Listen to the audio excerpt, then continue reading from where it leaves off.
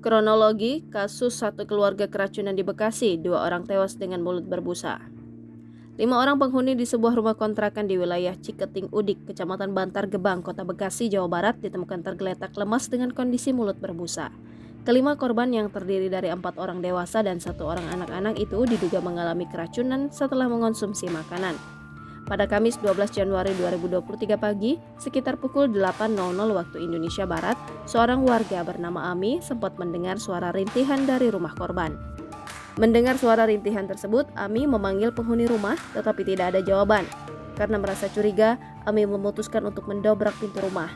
Setelah pintu berhasil terbuka, Ami melihat 2 orang laki-laki tergeletak lemas di lantai ruang utama dengan mulut berbusa. Sementara itu, 1 orang laki-laki lainnya ditemukan tergeletak di dalam kamar depan dan 1 perempuan ditemukan di kamar belakang dengan kondisi lemas. Kemudian, seorang bocah perempuan berusia 5 tahun ditemukan dalam kondisi masih sadar.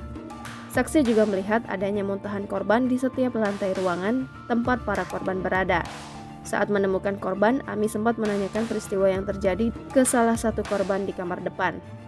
Namun, korban mengaku tidak bisa berbuat apa-apa karena merasa lemas tak berdaya sejak semalam. Setelah itu, Ami melaporkan kejadian tersebut ke pengurus lingkungan dan membawa korban yang diduga keracunan ke RSUD Kota Bekasi. Kapolsek Bantar Gebang, Kompol Samsono menjelaskan bahwa dari seluruh korban, 2 diantaranya meninggal dunia usai dibawa ke rumah sakit. Sedangkan 3 orang korban lainnya masih menjalani perawatan intensif di RSUD Kota Bekasi.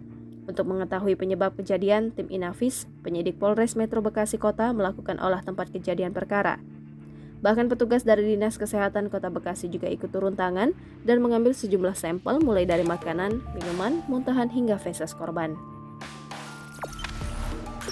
Jangan lupa subscribe, share, komen, dan like ya!